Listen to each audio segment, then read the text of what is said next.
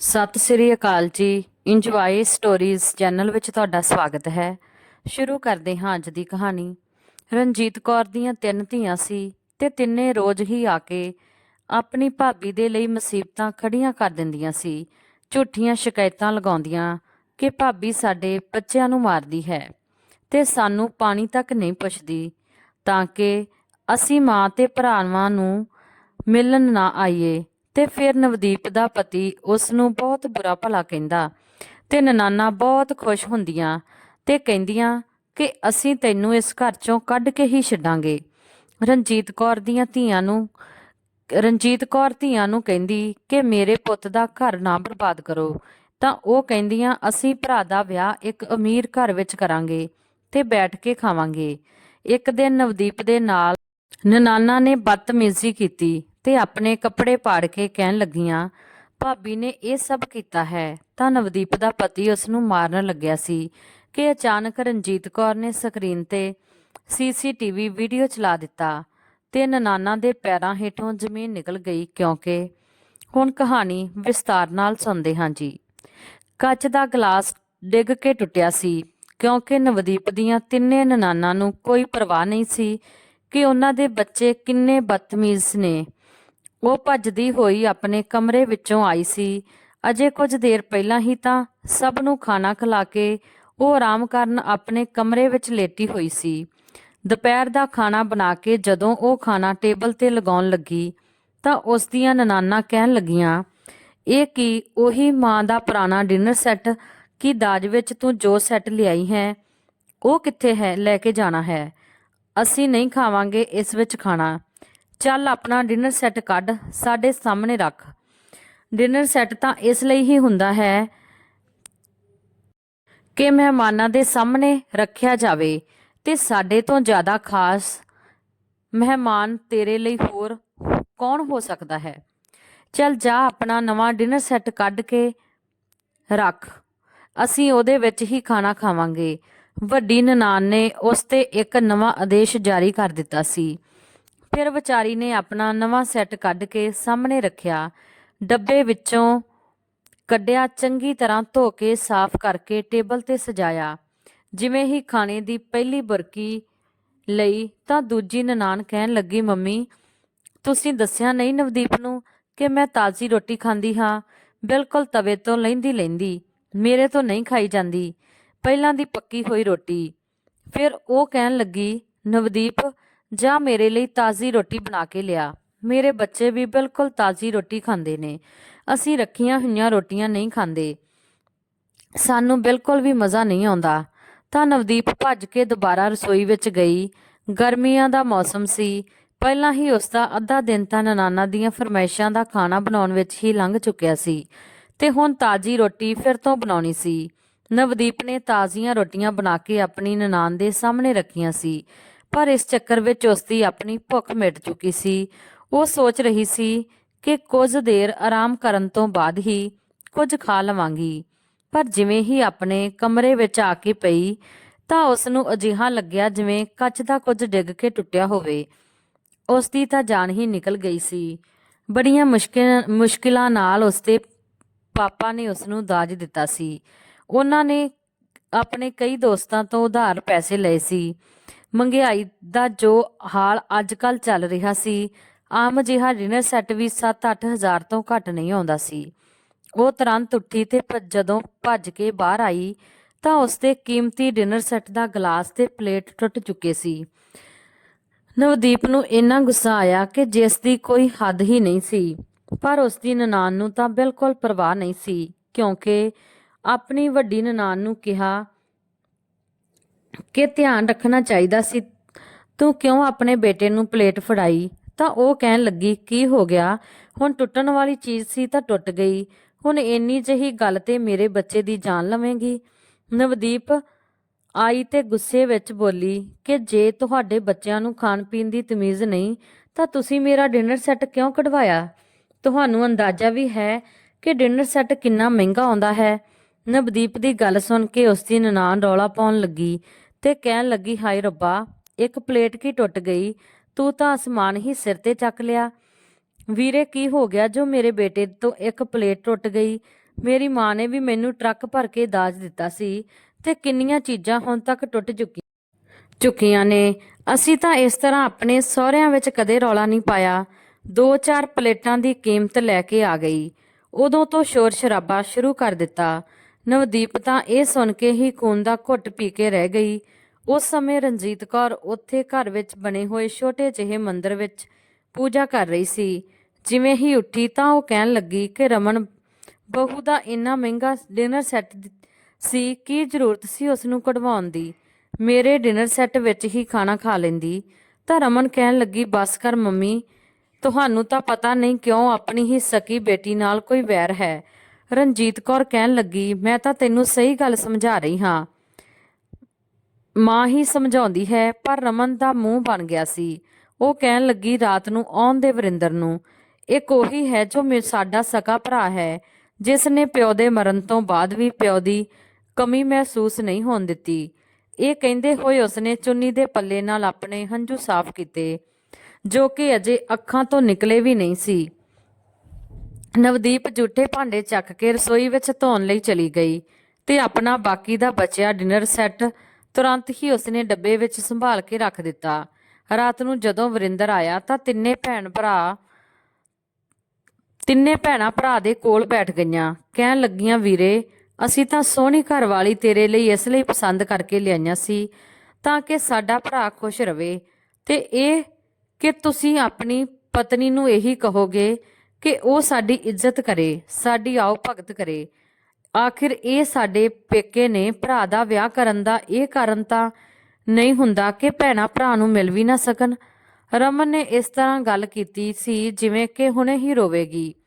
ਇਹ ਸੁਣ ਕੇ ਵਰਿੰਦਰ ਕਹਿਣ ਲੱਗਿਆ, ਹੁਣ ਕੀ ਹੋਇਆ ਹੈ? ਤਾਂ ਉਹ ਕਹਿਣ ਲੱਗੀ, ਤੇਰੀ ਪਤਨੀ ਨੇ ਆਪਣੇ ਕੀਮਤੀ ਡਿਨਰ ਸੈੱਟ ਦੀ ਪਲੇਟ ਟੁੱਟਣ ਤੇ ਸਾਨੂੰ ਸਾਡੀ ਔਕਾਤ ਯਾਦ ਦਿਵਾ ਦਿੱਤੀ। ਉਹ ਕਹਿਣ ਲੱਗੀ, ਤੁਹਾਡੀ ਔਕਾਤ ਨਹੀਂ ਹੈ ਕਿ ਮੇਰੇ ਦਾਜ ਦੇ ਕੀਮਤੀ ਭਾਂਡਿਆਂ ਵਿੱਚ ਖਾਣਾ ਖਾ ਸਕੋ। ਇਹ ਕਹਿੰਦੇ ਹੋਏ ਰਮਨ ਨੇ ਆਪਣੇ ਹੰਝੂ ਸਾਫ਼ ਕੀਤੇ। ਹਾਲਾਂਕਿ ਨਵਦੀਪ ਨੇ ਅਜਿਹਾ ਕੁਝ ਨਹੀਂ ਕਿਹਾ ਸੀ। ਵਰਿੰਦਰ ਨੇ ਜਦੋਂ ਇਹ ਸੁਣਿਆ ਤਾਂ ਉਸ ਨੂੰ ਬਹੁਤ ਗੁੱਸਾ ਆਇਆ। ਹਾਲਾਂਕਿ ਉਹ ਵਿਆਹ ਦੀ ਪਹਿਲੀ ਰਾਤ ਹੀ ਆਪਣੀ ਪਤਨੀ ਨੂੰ ਕਹਿ ਚੁੱਕਿਆ ਸੀ ਕਿ ਮੈਂ ਆਪਣੀਆਂ ਭੈਣਾਂ ਦਾ ਭਰਾ ਨਹੀਂ, ਪਿਓ ਹਾਂ, ਤੇ ਮੈਂ ਕਦੇ ਵੀ ਉਹਨਾਂ ਨੂੰ ਪਿਓ ਦੀ ਕਮੀ ਮਹਿਸੂਸ ਨਹੀਂ ਹੋਣ ਦਿੱਤੀ। ਇਸ ਲਈ ਤੈਨੂੰ ਵੀ ਇਹ ਬੇਨਤੀ ਕਰਦਾ ਹਾਂ ਕਿ ਮੇਰੀਆਂ ਭੈਣਾਂ ਦੇ ਨਾਲ ਆਪਣਾ ਵਰਤਾਅ ਬਹੁਤ ਵਧੀਆ ਰੱਖੀਂ। ਤੇ ਨਵਦੀਪ ਨੇ ਅਜਿਹਾ ਹੀ ਕੀਤਾ। ਪਰ 2 ਮਹੀਨੇ ਦੇ ਸਮੇਂ ਵਿੱਚ ਉਸ ਦੀਆਂ ਨਨਾਣਾਂ 10 ਵਾਰ ਘਰ ਆ ਚੁੱਕੀਆਂ ਸੀ। ਭਲਾ ਇਹ ਵੀ ਕੋਈ ਤਰੀਕਾ ਸੀ? ਜਦੋਂ ਵੀ ਉਸ ਦੀਆਂ ਨਨਾਣਾਂ ਘਰੇ ਆਉਂਦੀਆਂ ਤਾਂ ਦੇਰ ਰਾਤ ਤੱਕ ਉਸ ਦਾ ਪਤੀ ਵਰਿੰਦਰ ਆਪਣੀਆਂ ਭੈਣਾਂ ਦੇ ਨਾਲ ਬੈਠਾ ਗੱਲਾਂ ਕਰਦਾ ਰਹਿੰਦਾ ਤੇ ਉਹ ਕਮਰੇ ਵਿੱਚ ਉਸ ਦਾ ਇੰਤਜ਼ਾਰ ਕਰਦੀ ਰਹਿੰਦੀ। ਜਦੋਂ ਕਮਰੇ ਵਿੱਚ ਆਉਂਦਾ ਤਾਂ ਨਵਦੀਪ ਦਾ ਮੂਡ ਖਰਾਬ ਹੁੰਦਾ ਸੀ। ਉਹ ਇਹੀ ਕਹਿੰਦੀ ਕਿ ਵਿਆਹ ਦੇ ਸ਼ੁਰੂ ਦੇ ਦਿਨ ਨੇ, ਤੁਹਾਨੂੰ ਜ਼ਿਆਦਾ ਸਮਾਂ ਮੈਨੂੰ ਦੇਣਾ ਚਾਹੀਦਾ ਹੈ। ਤਾਂ ਉਹ ਉਸ ਨੂੰ ਝਿੜਕ ਦਿੰਦਾ ਤੇ ਕਹਿੰਦਾ, ਤੇਰੇ ਕਹਿਣ ਦਾ ਕੀ ਮਤਲਬ ਹੈ? ਮੇਰੀਆਂ ਭੈਣਾਂ ਪੇਕੇ ਆਈਆਂ ਨੇ ਤਾਂ ਮੈਂ ਉਹਨਾਂ ਨੂੰ ਸਮਾਂ ਵੀ ਨਾ ਦੇਵਾਂ? ਬਲਕਿ ਤੈਨੂੰ ਵੀ ਚਾਹੀਦਾ ਹੈ ਕਿ ਤੂੰ ਬਾਹਰ ਆ ਕੇ ਬੈਠ ਕੇ ਉਹਨਾਂ ਨਾਲ ਗੱਲਾਂ ਕਰਿਆ ਕਰ। ਪਰ ਤੂੰ ਤਾਂ ਮੂੰਹ ਫੁਲਾ ਕੇ ਕਮਰੇ ਵਿੱਚ ਬੈਠ ਜਾਂਦੀ ਹੈ। ਮੈਨੂੰ ਇਸ ਤਰ੍ਹਾਂ ਦੀਆਂ ਕੁੜੀਆਂ ਬਿਲਕੁਲ ਚੰਗੀਆਂ ਨਹੀਂ ਲੱਗਦੀਆਂ। ਇਹ ਨਾ ਭੁੱਲ ਕਿ ਮੇਰੀਆਂ ਭੈਣਾਂ ਨੇ ਹੀ ਤੈਨੂੰ ਪਸੰਦ ਕੀਤਾ ਹੈ ਤੇ ਆਪਣੀ ਪਸੰਦ ਨਾਲ ਤੈਨੂੰ ਲੈ ਕੇ ਆਈਆਂ ਨੇ। ਵਰਿੰਦਰ ਇਸ ਤਰ੍ਹਾਂ ਗੱਲ ਕਰਦਾ ਸੀ ਜਿਵੇਂ ਵਰਿੰਦਰ ਦੀਆਂ ਭੈਣਾਂ ਨੇ ਨਵਦੀਪ ਤੇ ਕੋਈ ਅਹਿਸਾਨ ਕੀਤਾ ਹੋਵੇ। ਫਿਲਹਾਲ ਅੱਜ ਤਾਂ ਵਰਿੰਦਰ ਨੂੰ ਕੁਝ ਜ਼ਿਆਦਾ ਹੀ ਗੁੱਸਾ ਸੀ। ਉਸਨੇ ਨਵਦੀਪ ਨੂੰ ਗਾਲਾਂ ਤੱਕ ਦੇਣੀਆਂ ਸ਼ੁਰੂ ਕਰ ਦਿੱਤੀਆਂ। ਨਵਦੀਪ ਉਸ ਦਾ ਇਹ ਵਰਤਾਅ ਦੇਖ ਕੇ ਬਹੁਤ ਹੈਰਾਨ ਸੀ। ਉਸ ਨੂੰ ਆਪਣੇ ਕਿਸਮਤ ਤੇ ਰੋਣਾ ਆ ਰਿਹਾ ਸੀ ਕਿ ਉਸਦੇ ਪਾਪਾ ਨੇ ਕਿੰਨੀ ਮਿਹਨਤ ਕਰਕੇ ਪਾਈ ਜੋੜ ਕੇ ਵਰਿੰਦਰ ਦੀਆਂ ਭੈਣਾਂ ਦੀਆਂ ਫਰਮਾਇਸ਼ਾਂ ਦੇ ਹਿਸਾਬ ਨਾਲ ਉਸ ਦੇ ਦਾਜ ਵਿੱਚ ਹਰ ਚੀਜ਼ ਦਿੱਤੀ ਸੀ। ਚੀਜ਼ਾਂ ਵੈਸੇ ਤਾਂ ਨਹੀਂ ਬਣ ਜਾਂਦੀਆਂ, ਲੱਖਾਂ ਰੁਪਏ ਚਾਹੀਦੇ ਹੁੰਦੇ ਨੇ, ਪਰ ਇੱਥੇ ਕਿਸੇ ਨੂੰ ਕੋਈ ਕਦਰ ਨਹੀਂ ਸੀ। ਸੱਸ ਚੰਗੀ ਸੀ, ਪਰ ਧੀਆਂ ਦੇ ਅੱਗੇ ਉਹਨਾਂ ਦੀ ਵੀ ਜ਼ੁਬਾਨ ਨਹੀਂ ਖੁੱਲਦੀ ਸੀ। ਰਣਜੀਤ ਕੌਰ ਜੇ ਧੀਆਂ ਨੂੰ ਕੁਝ ਕਹਿੰਦੀ ਵੀ ਤਾਂ ਉਹ ਆਪਣੀ ਮਾਂ ਤੇ ਇਸ ਤਰ੍ਹਾਂ ਬੋਲਣ ਲੱਗਦੀਆਂ ਜਿਵੇਂ ਕਿ ਉਹਨਾਂ ਦੀ ਮਾਂ ਨਾ ਹੋਵੇ, ਕੋਈ ਨੌਕਰਾਨੀ ਹੋਵੇ। ਉਹ ਮਾਲਕਿਨ ਇੱਕ ਵਾਰ ਨਵਦੀਪ ਆਪਣੇ ਪੇਕੇ ਜਾਣ ਦੇ ਲਈ ਤਿਆਰ ਹੋ ਰਹੀ ਸੀ। ਪੂਰੇ 2 ਮਹੀਨੇ ਬਾਅਦ ਉਸਦੇ ਪਿਤਾ ਜੀ ਉਸ ਨੂੰ ਲੈਣ ਆ ਰਹੇ ਸੀ। ਵਰਿੰਦਰ ਨਾਲ ਜਦੋਂ ਤੋਂ ਉਸ ਦਾ ਵਿਆਹ ਹੋਇਆ ਸੀ ਉਹ ਇੱਕ ਵਾਰ ਵੀ ਪੇਕੇ ਨਹੀਂ ਗਈ ਸੀ। ਹਾਲਾਂਕਿ ਵਿਆਹ ਦੇ ਤੁਰੰਤ ਬਾਅਦ ਹੀ ਉਸ ਦੀ ਮਾਂ ਨੇ ਉਹਨਾਂ ਨੂੰ ਖਾਣੇ ਤੇ ਵੀ ਬੁਲਾਇਆ ਸੀ। ਪਰ ਉਸ ਦਿਨ ਨਵਦੀਪ ਦੀਆਂ ਤਿੰਨੇ ਨਨਾਣਾਂ ਰਹਿਣ ਦੇ ਲਈ ਆ ਗਈਆਂ ਸੀ ਤਾਂ ਵਰਿੰਦਰ ਨੇ ਕਿਹਾ ਕਿ ਆਪਣੀ ਮਾਂ ਨੂੰ ਮਨਾ ਕਰ ਦੇ ਕਿ ਅਸੀਂ ਨਹੀਂ ਆ ਸਕਦੇ। ਨਵਦੀਪ ਕਹਿਣ ਲੱਗੀ ਕਿ ਮੰਮੀ ਨੇ ਸਾਰੀ ਤਿਆਰੀ ਕਰ ਲਈ ਹੈ, ਆਪਾਂ ਬਸ ਕੁਝ ਘੰਟੇ ਬਾਅਦ ਹੀ ਵਾਪਸ ਆ ਜਾਵਾਂਗੇ। ਇਹ ਗੱਲ ਸੁਣ ਕੇ ਵਰਿੰਦਰ ਦੀਆਂ ਭੈਣਾਂ ਕਹਿਣ ਲੱਗੀਆਂ, ਲਓ ਭਾਈ, ਹੁਣ ਤਾਂ ਸਾਡੀ ਕੋਈ ਇੱਜ਼ਤ ਹੀ ਨਹੀਂ ਰਹੀ, ਹੁਣ ਤਾਂ ਤੇਰੀ ਸੱਸ ਦੀ ਹੀ ਵੈਲਿਊ ਹੈ। ਨਵਦੀਪ ਤਾਂ ਇਹ ਸੁਣ ਕੇ ਪਰੇਸ਼ਾਨ ਹੋ ਗਈ, ਪਰ ਉਹ ਕਹਿਣ ਲੱਗਿਆ ਅਜਿਹੀ ਕੋਈ ਗੱਲ ਨਹੀਂ ਹੈ। ਫਿਰ ਉਹ ਕਹਿਣ ਲੱਗਿਆ, ਨਵਦੀਪ ਤੂੰ ਆਪਣੀ ਮਾਂ ਨੂੰ ਮਨਾ ਕਰ ਦੇ, ਆਪਾਂ ਫਿਰ ਕਦੇ ਉਹਨਾਂ ਦੇ ਘਰੇ ਚਲੇ ਜਾਵਾਂਗੇ। ਪਰ ਉਹ ਫਿਰ ਕਦੇ ਵੀ ਨਹੀਂ ਹੋਇਆ। 2 ਮਹੀਨੇ ਲੰਘ ਚੁੱਕੇ ਸੀ, ਇਸ ਲਈ ਨਵਦੀਪ ਦੇ ਪਾਪਾ ਉਸ ਨੂੰ ਲੈਣ ਆਏ ਸੀ। ਰਣਜੀਤ ਕੌਰ ਨੇ ਇਜਾਜ਼ਤ ਦੇ ਦਿੱਤੀ ਸੀ, ਪਰ ਜਿਵੇਂ ਹੀ ਉਹ ਆਪਣਾ ਬੈਗ ਬਾਹਰ ਲੈ ਕੇ ਆਈ ਤਾਂ ਉਸ ਦੀਆਂ ਨਨਾਣਾਂ ਦੁਬਾਰਾ ਪੇਕੇ ਆ ਗਈਆਂ। ਉਸ ਨੂੰ ਦੇਖ ਕੇ ਕਹਿਣ ਲੱਗੀਆਂ, ਤੂੰ ਕਿੱਥੇ ਜਾ ਰਹੀ ਹੈ? ਅਸੀਂ ਇੱਥੇ ਪੇਕੇ ਰਹਿਣ ਆਈਆਂ ਹਾਂ ਤੇ ਤੂੰ ਪੇਕਿਆਂ ਦੀ ਤਿਆਰੀ ਕਰ ਰਹੀ ਹੈ। ਨਵਦੀਪ ਕਹਿਣ ਲੱਗੀ, ਤੁਸੀਂ ਤਾਂ ਰੋਜ਼ ਹੀ ਆਉਂਦੀਆਂ ਰਹਿੰਦੀਆਂ ਹੋ, ਮੈਂ 2 ਮਹੀਨੇ ਬਾਅਦ ਆਪਣੇ ਪੇਕੇ ਜਾ ਰਹੀ ਹਾਂ, ਇਸ ਲਈ ਮੈਂ ਆਪਣਾ ਪ੍ਰੋਗਰਾਮ ਕੈਂਸਲ ਨਹੀਂ ਕਰ ਸਕਦੀ। ਇਹ ਸੁਣ ਕੇ ਰਮਨ ਨੇ ਤੁਰੰਤ ਹੀ ਵਰਿੰਦਰ ਨੂੰ ਫੋਨ ਕੀਤਾ। ਉਹ ਕਹਿਣ ਲੱਗੀ, ਵੀਰੇ, ਜੇ ਤੇਰੀ ਪਤਨੀ ਨੂੰ ਆਪਣੇ ਪੇਕੇ ਜਾਣਾ ਸੀ ਤਾਂ ਸਾਨੂੰ ਦੱਸ ਦਿੰਦੀ ਤਾਂ ਕਿ ਅਸੀਂ ਆਪਣੇ ਹੀ ਘਰ ਵਿੱਚ ਰਹਿੰਦੀਆਂ। ਇੱਕ ਤਾਂ ਸਾਡੀ ਸ਼ਕਲ ਦੇਖਦੇ ਹੀ ਤੇਰੀ ਪਤਨੀ ਨੇ ਆਪਣੇ ਪਿਓ ਨੂੰ ਬੁਲਾ ਲਿਆ ਤੇ ਕਹਿ ਰਹੀ ਹੈ ਕਿ ਪੇਕੇ ਜਾ ਕੇ ਹੀ ਰਹੂਗੀ। ਤੈਨੂੰ ਪਤਾ ਹੈ ਹੋਰ ਕੀ ਕਿਹਾ ਉਸਨੇ? ਉਸਨੇ ਸਾਨੂੰ ਤਾਨਾ ਦਿੱਤਾ ਕਿ ਅਸੀਂ ਤਾਂ ਰੋਜ਼ ਹੀ ਪੇਕੇ ਆਉਂਦੀਆਂ ਰਹਿੰਦੀਆਂ ਹਾਂ, ਪਰ ਉਹ ਪੂਰੇ 2 ਮਹੀਨੇ ਬਾਅਦ ਜਾ ਰਹੀ ਹੈ। ਇਹ ਸੁਣਨਾ ਸੀ ਕਿ ਵਰਿੰਦਰ ਨੂੰ ਗੁੱਸਾ ਆ ਗਿਆ। ਉਹ ਕਹਿਣ ਲੱਗਿਆ, ਨਵਦੀਪ ਨੂੰ ਫੋਨ ਦਿਓ। ਰਮਨ ਨੇ ਫੋਨ ਨਵਦੀਪ ਦੇ ਵੱਲ ਵਧਾ ਦਿੱਤਾ। ਨਵਦੀਪ ਨੇ ਜਿਵੇਂ ਹੀ ਫੋਨ ਚੱਕਿਆ ਤਾਂ ਵਰਿੰਦਰ ਉਸ ਤੇ ਭੜਕਣ ਲੱਗਿਆ ਤੇ ਕਹਿਣ ਲੱਗਿਆ, ਖਬਰਦਾਰ ਜੇ ਤੂੰ ਆਪਣੇ ਪੇਕੇ ਗਈ, ਜੇ ਤੂੰ ਗਈ ਤਾਂ ਚੰਗਾ ਨਹੀਂ ਹੋਵੇਗਾ ਤੇ ਇਹ ਮੇਰੀਆਂ ਭੈਣਾਂ ਦਾ ਘਰ ਹੈ, ਜੋ ਜਦੋਂ ਚਾਹੇ ਆਉਣ ਜਦੋਂ ਚਾਹੇ ਜਾਣ। ਤੂੰ ਕੌਣ ਹੁੰਦੀ ਹੈ ਉਹਨਾਂ ਨੂੰ ਤਾਨੇ ਦੇਣ ਵਾਲੀ? ਮੇਰੀਆਂ ਭੈਣਾਂ ਆਪਣੇ ਸਹੁਰਿਆਂ ਵਿੱਚ ਪੂਰੇ ਸਹੁਰਿਆਂ ਘਰ ਨੂੰ ਸੰਭਾਲਦੀਆਂ ਨੇ। ਤੇਰੇ ਸਿਰ ਤੇ ਮਾਂ ਤਾਂ ਮੇਰੀ ਮਾਂ ਦੇ ਸਿਵਾ ਕਿਸੇ ਹੋਰ ਦੀ ਜ਼ਿੰਮੇਵਾਰੀ ਨਹੀਂ ਹੈ। ਜੇ ਉਹ ਵਿਚਾਰੀ ਥੱਕ ਕੇ ਪੇਕੇ ਆ ਜਾਂਦੀ ਹੈ ਤੇ ਥੋੜਾ ਆਰਾਮ ਕਰ ਲੈਂਦੀ ਹੈ ਤਾਂ ਕੀ ਤੇਰੇ ਤੋਂ ਇਹ ਵੀ ਬਰਦਾਸ਼ਤ ਨਹੀਂ ਹੁੰਦਾ? ਤੂੰ ਆਪਣਾ ਬੋਰੀਆ ਬਿਸਤਰਾ ਬੰਨ ਲਿਆ, ਕੋਈ ਜ਼ਰੂਰਤ ਨਹੀਂ ਹੈ ਤੈਨੂੰ ਆਪਣੇ ਪਿਓ ਦੇ ਨਾਲ ਜਾਣ ਦੀ। ਨਵਦੀਪ ਕਹਿਣ ਲੱਗੀ, ਵਰਿੰਦਰ 2 ਮਹੀਨੇ ਹੋ ਗਏ, ਕੁਝ ਦਿਨਾਂ ਦੇ ਲਈ ਆਪਣੇ ਮਾਪਿਓ ਦੇ ਘਰ ਜਾਣਾ ਚਾਹੁੰਦੀ ਹਾਂ, ਤੁਸੀਂ ਮੈਨੂੰ ਜਾਣ ਕਿਉਂ ਨਹੀਂ ਦਿੰਦੇ? ਤਾਂ ਉਹ ਕਹਿਣ ਲੱਗਿਆ, ਚਲੀ ਜਾਈ, ਪਰ ਉਦੋਂ ਜਦੋਂ ਮੇਰੀਆਂ ਭੈਣਾਂ ਆਪਣੇ ਘਰੇ ਵਾਪਸ ਜਾਣ, ਪਰ ਅਜੇ ਤੂੰ ਆਪਣੇ ਪਿਤਾ ਜੀ ਨੂੰ ਮਨਾ ਕਰ ਦੇ। ਤਾਂ ਨਵਦੀਪ ਕਹਿਣ ਲੱਗੀ, ਕਿਵੇਂ ਮਨਾ ਕਰ ਦੇਵਾਂ? ਉਹ ਪਿਛਲੇ 1 ਘੰਟੇ ਤੋਂ ਮੇਰਾ ਇੰਤਜ਼ਾਰ ਕਰ ਰਹੇ ਨੇ। ਵੈਸੇ ਵੀ ਮੈਂ ਦੁਪਹਿਰ ਦਾ ਖਾਣਾ ਬਣਾ ਦਿੱਤਾ ਹੈ। ਵਰਿੰਦਰ ਪਲੀਜ਼, ਮੈਂ ਜਾਣਾ ਚਾਹੁੰਦੀ ਹਾਂ। ਉਹ ਕਹਿਣ ਲੱਗਿਆ, ਤਾਂ ਠੀਕ ਹੈ, ਜੇ ਆਪਣੀ ਮਰਜ਼ੀ ਨਾਲ ਜਾਵੇਂਗੀ ਤਾਂ ਮੈਂ ਤੈਨੂੰ ਲੈਣ ਨਹੀਂ ਆਵਾਂਗਾ, ਫਿਰ ਤੂੰ ਉੱਥੇ ਹੀ ਰਹੇਂਗੀ ਆਪਣੇ ਪਿਓ ਦੇ ਘਰੇ, ਜਿੱਥੋਂ ਵਾਪਸ ਆਉਣ ਦੀ ਜ਼ਰੂਰਤ ਨਹੀਂ ਹੈ। ਨਵਦੀਪ ਸੋਚ ਵੀ ਨਹੀਂ ਸਕਦੀ ਸੀ ਕਿ ਥੋੜੀ ਜਿਹੀ ਗੱਲ ਤੇ ਵਰਿੰਦਰ ਉਸ ਨੂੰ ਇਸ ਤਰ੍ਹਾਂ ਦੀ ਕੋਈ ਧਮਕੀ ਦੇ ਸਕਦਾ ਹੈ। ਉਸਨੇ ਆਪਣੇ ਹੰਝੂ ਸਾਫ਼ ਕੀਤੇ ਤੇ ਫੋਨ ਰਮਨ ਨੂੰ ਫੜਾਇਆ ਤੇ ਫਿਰ ਆਪਣੇ ਪਾਪਾ ਨੂੰ ਕਹਿਣ ਲੱਗੀ ਕਿ ਵਰਿੰਦਰ ਦੀ ਸਿਹਤ ਕੁਝ ਠੀਕ ਨਹੀਂ ਹੈ। ਪਾਪਾ, ਤੁਸੀਂ ਵਾਪਸ ਚਲੇ ਜਾਓ, ਮੈਂ ਫਿਰ ਕਦੇ ਆ ਜਾਵਾਂਗੀ। ਉਸਦੇ ਪਾਪਾ ਸਮਝ ਚੁੱਕੇ ਸੀ ਕਿ ਗੱਲ ਕੀ ਹੈ, ਪਰ ਮਜਬੂਰ ਸੀ। ਉਹ ਧੀ ਦਾ ਘਰ ਖਰਾਬ ਨਹੀਂ ਕਰ ਸਕਦੇ ਸੀ, ਇਸ ਲਈ ਚੁੱਪਚਾਪ ਵਾਪਸ ਚਲੇ ਗਏ। ਨਵਦੀਪ ਦੁਪਹਿਰ ਦਾ ਖਾਣਾ ਬਣਾ ਚੁੱਕੀ ਸੀ, ਰੋਂਦੇ ਹੋਏ ਆਪਣੇ ਕਮਰੇ ਵਿੱਚ ਚਲੀ ਗਈ।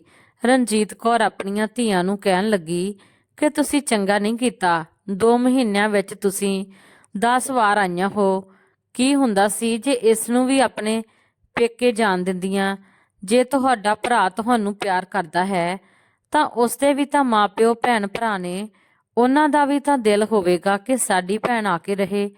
ਤਾਂ ਉਹ ਕਹਿਣ ਲੱਗੀ, ਮਾਂ, ਤੁਹਾਨੂੰ ਤਾਂ ਪਤਾ ਨਹੀਂ ਕਦੋਂ ਸਮਝ ਆਵੇਗੀ।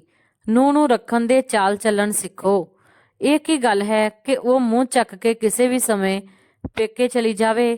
ਉਸ ਨੂੰ ਅਹਿਸਾਸ ਹੋਣਾ ਚਾਹੀਦਾ ਹੈ ਕਿ ਉਸ ਦੀਆਂ ਨਨਾਣਾਂ ਘਰੇ ਆਈਆਂ ਨੇ। ਜਦੋਂ ਨਨਾਣਾਂ ਘਰੇ ਆਉਣ ਤਾਂ ਘਰੇ ਰਹਿ ਕੇ ਉਹਨਾਂ ਦੀ ਆਓ ਭਗਤ ਕਰਨੀ ਚਾਹੀਦੀ ਹੈ। ਫਿਲਹਾਲ ਵੱਡੀ ਨਨਾਣ ਰਮਨ ਕਹਿਣ ਲੱਗੀ, ਤੂੰ ਦੇਖਿਆ ਨਵਦੀਪ ਨੂੰ ਕਿਵੇਂ ਮੂੰਹ ਫੁਲਾ ਕੇ ਆਪਣੇ ਕਮਰੇ ਵਿੱਚ ਗਈ ਹੈ? ਜਾਂ ਪਰਵਿੰਦਰ ਉਸ ਨੂੰ ਕਹਿ ਕੇ ਆ ਸਾਡੇ ਲਈ ਤਾਜ਼ੀਆਂ ਰੋਟੀਆਂ ਬਣਾਵੇ ਤੇ ਪਨੀਰ ਦੀ ਸਬਜ਼ੀ ਵੀ ਬਣਾਵੇ।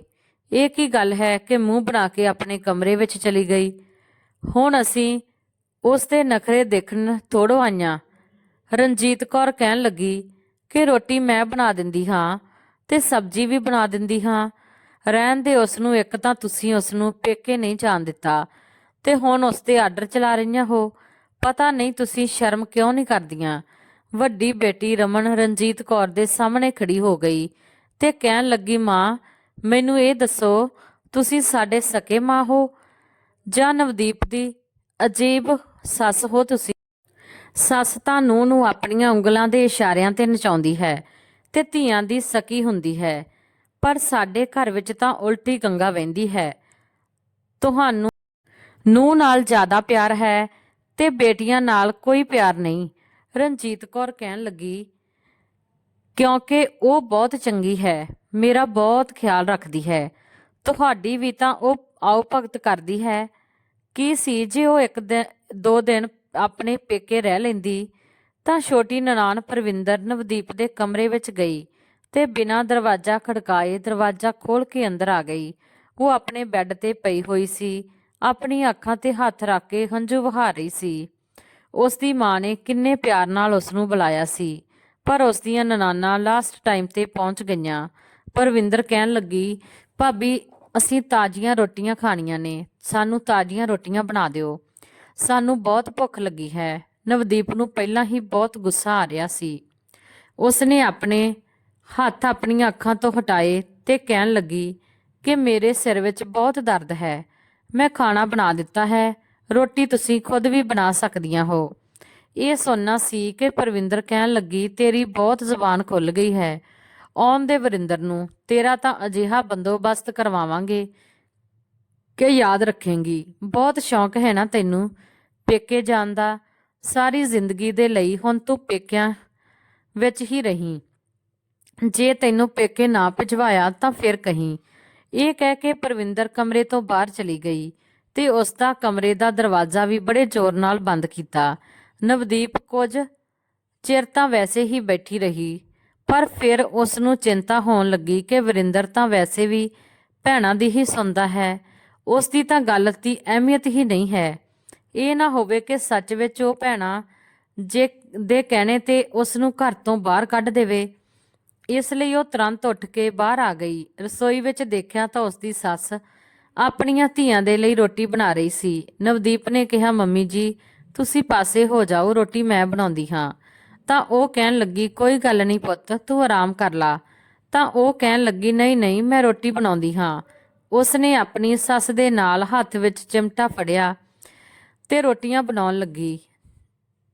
ਨਨਾਣਾ ਬਹੁਤ ਖੁਸ਼ ਹੋਈਆਂ, ਕਹਿ ਰਹੀਆਂ ਸੀ, ਦੇਖਿਆ ਕਿਵੇਂ ਅਸਦੀ ਆਕੜ ਨੂੰ ਤੋੜਿਆ ਹੈ।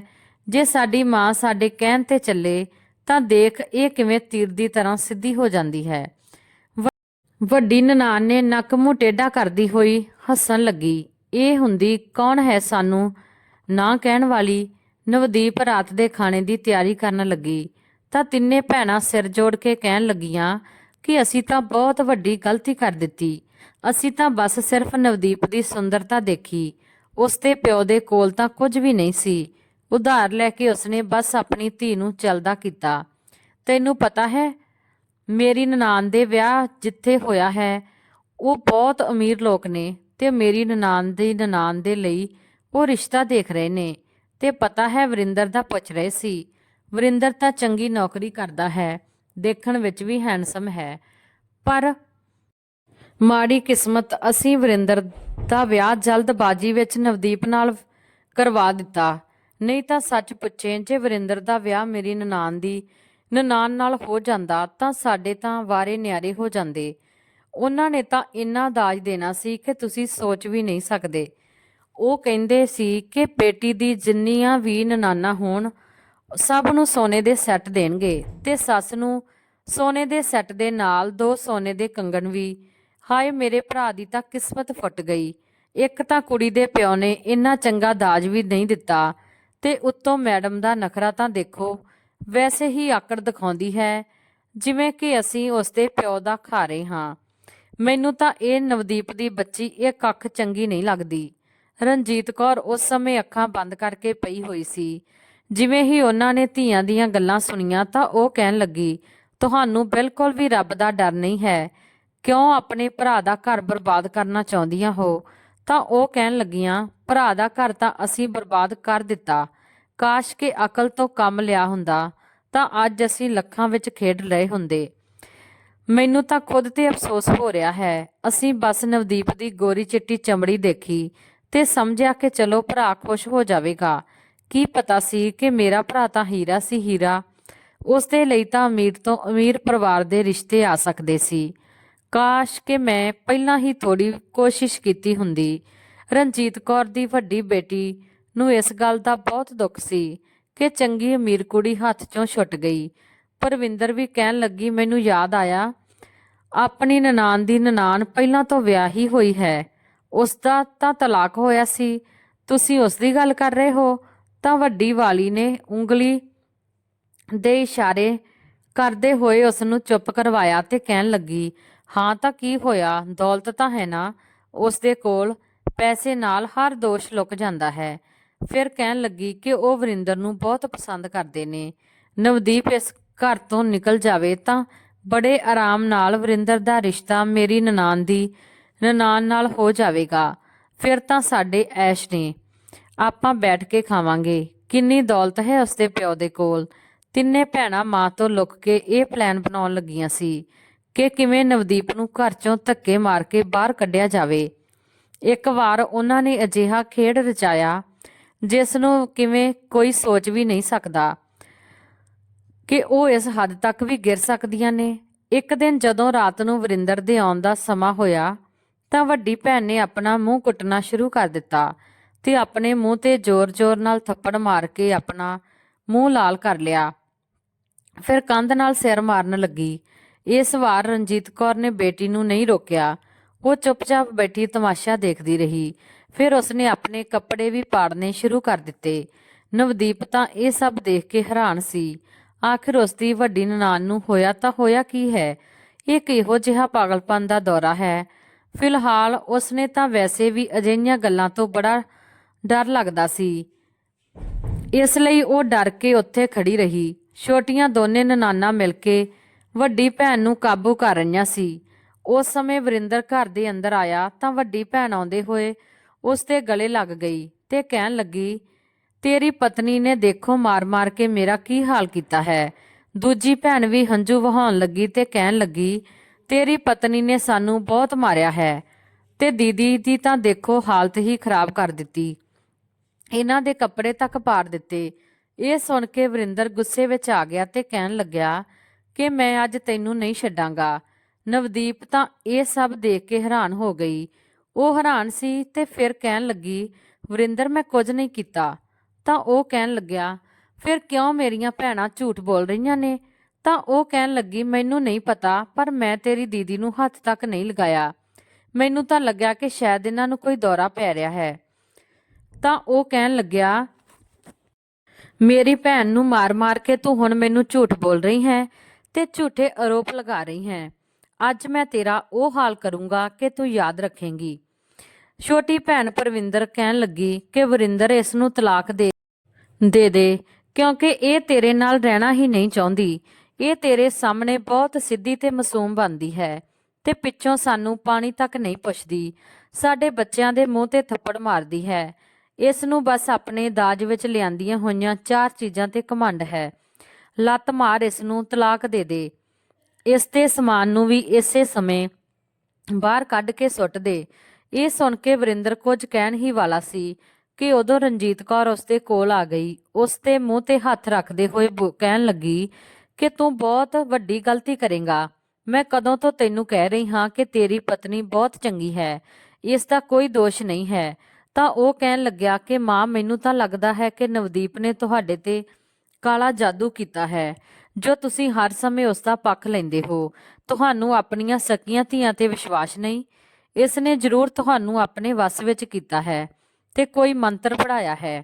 ਇਸ ਲਈ ਤੁਸੀਂ ਆਪਣੀਆਂ ਧੀਆਂ ਦੀਆਂ ਬੁਰਾਈਆਂ ਕਰਦੇ ਹੋ ਤੇ ਨਵਦੀਪ ਦੀਆਂ ਤਾਰੀਫਾਂ। ਇਸ ਨੇ ਤੁਹਾਡੇ ਤੇ ਜ਼ਰੂਰ ਕੁਝ ਨਾ ਕੁਝ ਕੀਤਾ ਹੈ। ਤਾਂ ਇਹ ਗੱਲ ਸੁਣ ਕੇ ਵਰਿੰਦਰ ਦੀ ਮਾਂ ਕਹਿਣ ਲੱਗੀ ਕਿ ਮੈਂ ਤੈਨੂੰ ਸਬੂਤ ਦਿੰਦੀ ਹਾਂ ਕਿ ਆਖਿਰ ਤੇਰੀ ਪਤਨੀ ਕੀ ਹੈ ਤੇ ਤੇਰੀਆਂ ਭੈਣਾਂ ਕੀ ਨੇ। ਇਹ ਗੱਲ ਸੁਣ ਕੇ ਰਣਜੀਤ ਕੌਰ ਦੀਆਂ ਤਿੰਨੇ ਧੀਆਂ ਹੈਰਾਨੀ ਨਾਲ ਆਪਣੀ ਮਾਂ ਨੂੰ ਦੇਖਣ ਲੱਗੀਆਂ। ਨਵਦੀਪ ਵੀ ਹੈਰਾਨ ਸੀ ਕਿ ਹੁਣ ਕੀ ਹੋਣ ਵਾਲਾ ਹੈ। ਤਾਂ ਉਹ ਕਹਿਣ ਲੱਗਿਆ, ਕਿਹੜਾ ਸਬੂਤ? ਰਣਜੀਤ ਕੌਰ ਨੇ ਆਪਣਾ ਮੋਬਾਈਲ ਚੱਕਿਆ ਤੇ ਕਹਿਣ ਲੱਗੀ ਕਿ ਮੈਂ ਘਰ ਵਿੱਚ ਕੁਝ ਦਿਨ ਪਹਿਲਾਂ ਹੀ ਕੈਮਰੇ ਲਗਵਾਏ ਸੀ, ਕਿਉਂਕਿ ਮੈਂ ਜਾਣਦੀ ਸੀ ਕਿ ਤੇਰੀਆਂ ਭੈਣਾਂ ਤੇਰਾ ਘਰ ਬਰਬਾਦ ਕਰਨ ਦੇ ਲਈ ਕਿਸੇ ਵੀ ਹੱਦ ਤੱਕ ਜਾ ਸਕਦੀਆਂ ਨੇ ਤੇ ਤੈਨੂੰ ਮਾਂ ਤੋਂ ਜ਼ਿਆਦਾ ਆਪਣੀਆਂ ਭੈਣਾਂ ਦੀ ਗੱਲ ਤੇ ਭਰੋਸਾ ਸੀ। ਤਾਂ ਹੁਣ ਖੁਦ ਆਪਣੀਆਂ ਅੱਖਾਂ ਨਾਲ ਦੇਖ ਲਈ। ਜਦੋਂ ਮੋਬਾਈਲ ਵਿੱਚ ਵਰਿੰਦਰ ਨੇ ਵੀਡੀਓ ਦੇਖੀ ਤਾਂ ਉਸ ਨੂੰ ਸਾਫ਼-ਸਾਫ਼ ਦਿਖਾਈ ਦੇ ਰਿਹਾ ਸੀ ਕਿ ਉਸ ਦੀ ਵੱਡੀ ਭੈਣ ਖੁਦ ਕੰਧ ਨਾਲ ਆਪਣਾ ਸਿਰ ਟਕਰਾ ਰਹੀ ਹੈ ਤੇ ਆਪਣੇ ਕੱਪੜੇ ਵੀ ਪਾੜ ਰਹੀ ਹੈ। ਤੇ ਫਿਰ ਦੂਜੀ ਵੀਡੀਓ ਵਿੱਚ ਇਹ ਦੇਖਿਆ ਕਿ ਉਸ ਦੀਆਂ ਤਿੰਨੇ ਭੈਣਾਂ ਸਿਰ ਜੋੜ ਕੇ ਇਹ ਗੱਲਾਂ ਕਰ ਰਹੀਆਂ ਸੀ ਕਿ ਨਵਦੀਪ ਨੂੰ ਕਿਸ ਤਰ੍ਹਾਂ ਤਲਾਕ ਦਵਾ ਕੇ ਘਰ ਚੋਂ ਕੱਢਿਆ ਜਾਵੇ ਤੇ ਕਿਵੇਂ ਵਰਿੰਦਰ ਦਾ ਦੂਜਾ ਵਿਆਹ ਇੱਕ ਅਮੀਰ ਔਰਤ ਨਾਲ ਕਰਵਾ ਦਿੱਤਾ ਜਾਵੇ ਤਾਂ ਕਿ ਉਹਨਾਂ ਨੂੰ ਦੌਲਤ ਤੇ ਪੈਸੇ ਮਿਲ ਸਕਣ। ਇਹ ਸਭ ਸੁਣ ਕੇ ਵਰਿੰਦਰ ਨੂੰ ਬਹੁਤ ਅਫਸੋਸ ਹੋਇਆ ਕਿ ਜਿਨ੍ਹਾਂ ਭੈਣਾਂ ਦੀ ਖਾਤਰ ਉਹ ਹੁਣ ਤੱਕ ਆਪਣੀ ਪਤਨੀ ਤੇ ਮਾਂ ਨਾਲ ਲੜਦਾ ਆਇਆ ਸੀ, ਉਹੀ ਭੈਣਾਂ ਹੀ ਉਸ ਦਾ ਘਰ ਬਰਬਾਦ ਕਰ ਰਹੀਆਂ ਸੀ। ਵਰਿੰਦਰ ਨੇ ਆਪਣੀਆਂ ਤਿੰਨੇ ਭੈਣਾਂ ਨੂੰ ਘਰ ਚੋਂ ਕੱਢ ਦਿੱਤਾ ਤੇ ਕਹਿਣ ਲੱਗਿਆ ਕਿ ਖਬਰਦਾਰ ਦੁਬਾਰਾ ਮੇਰੇ ਘਰ ਵਿੱਚ ਪੈਰ ਵੀ ਰੱਖਿਆ ਤਾਂ। ਉਸ ਨੇ ਆਪਣਾ ਵਰਤਾਅ ਆਪਣੀ ਮਾਂ ਤੇ ਆਪਣੀ ਪਤਨੀ ਨਾਲ ਬਹੁਤ ਵਧੀਆ ਬਣਾ ਲਿਆ ਤੇ ਭੈਣਾਂ ਰੋਣ ਬੈਠ ਗਈਆਂ ਸੀ ਕਿ ਇਹ ਕੀ ਹੋ ਗਿਆ। ਸਕੀ ਮਾਂ ਨੇ ਹੀ ਉਹਨਾਂ ਦੀ ਪੋਲ ਖੋਲ ਦਿੱਤੀ। ਪਰ ਰਣਜੀਤ ਕੌਰ ਨੇ ਇਨਸਾਨੀਅਤ ਦਾ ਧਰਮ ਨਿਭਾਇਆ ਤੇ ਉਹ ਚਾਹੁੰਦੀ ਤਾਂ ਤਿੰਨੇ ਧੀਆਂ ਦੀ ਗੱਲ ਨੂੰ ਲੁਕੋ ਲੈਂਦੀ, ਪਰ ਇਸ ਤਰ੍ਹਾਂ ਉਹਨਾਂ ਦੇ ਬੇਟੇ ਦਾ ਘਰ ਬਰਬਾਦ ਹੋ ਜਾਂਦਾ।